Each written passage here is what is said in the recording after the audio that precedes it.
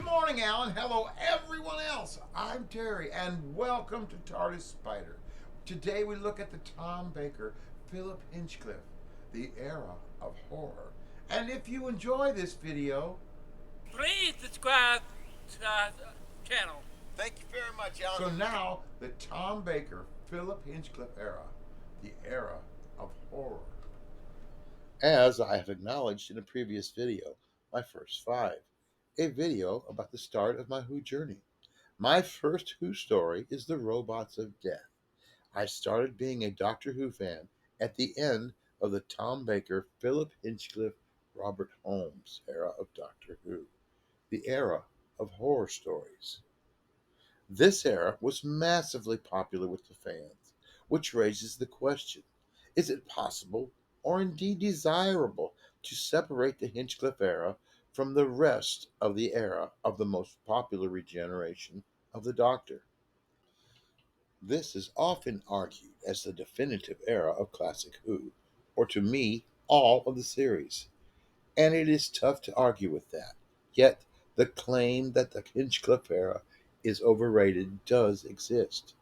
But even its detractors can see it has a mix of humor and scariness, has one of Doctor Who's best writers ever overseeing the scripts, and a mix of iconic Doctor and a strong one for one of the most iconic companions in the series. Even more, it has one of the best Dalek stories, the definitive Gallifrey story, and a host of other classic stories. I might admit the legendary terror of the Hinchcliffe era is slightly overrated. If you really want effective horror, you can do better than this, including the Hammer films they so often draw from. This is also not Tom Baker's funniest. When he is let off the leash and teamed with Douglas Adams, those are the moments. There is no one thing the Hinchcliffe era does better than other eras, but what it does is manage to be all things to all people.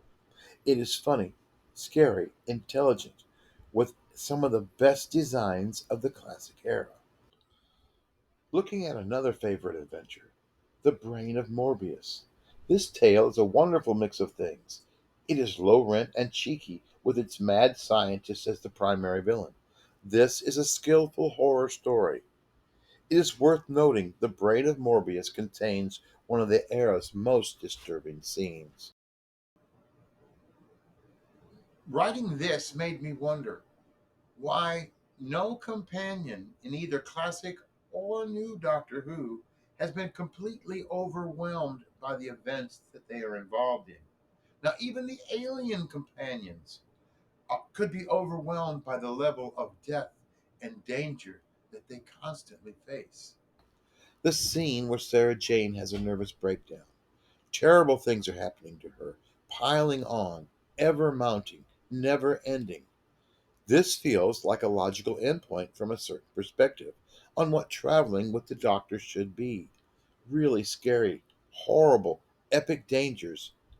Yet another view is this feels like a threat in Doctor Who, where nothing ever too awful happens to the main characters. Even early in the series, when the show was about Barbara and Ian getting home, they were only put in scary situations. They were never completely broken and psychologically tortured. One of the basic tenets of Doctor Who is that going on an adventure with the Doctor is the most wonderful thing. Even though in the brain of Morbius, Sarah is pushed to the brink only to stop there, with Baker turning on the charisma and moving the story on, with the breakdown just being forgotten. Sarah's near breakdown will come off as a bit of a rotten day as she has gone blind, and it is not a psychological trauma because, well, it is hard to have any idea of psychological trauma with Tom Baker's giant scarf and giant grin swallowing all of the negativity. Now, you have Holmes and Hinchcliffe pulling towards gothic horror and darkness as Tom Baker pulls you into thinking all of this is great fun. Yet, equally important, when needed, Baker can sell fear also. In the Pyramids of Mars, Tom Baker lifts the story by selling that even the Time Lords fear Sukhtep. So we have an era where awful and terrible things can happen. but it feels like the Doctor is having more fun than he has had in centuries.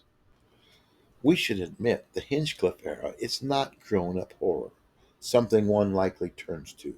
It is scary enough to unsettle children, but it pairs that with a sense of wonderful excitement. It makes the fear fun. The cliche response to Doctor Who is behind the sofa. This does capture an essential truth. Hiding behind the sofa puts you in control of what you see. You can hide or peek over the top.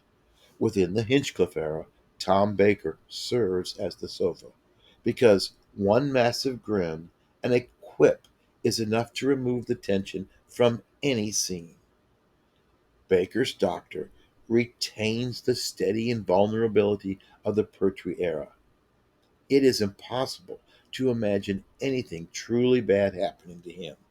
What the Doctor now has become is the most fun person in the universe, and it is Tom Baker who will firmly establish that. He is just devilishly fun. Tom Baker bounds through each story with charm, charisma, and joy. But under Hinchcliffe, there is a gothic horror plot that contrasts meaningfully with all of his sense of fun.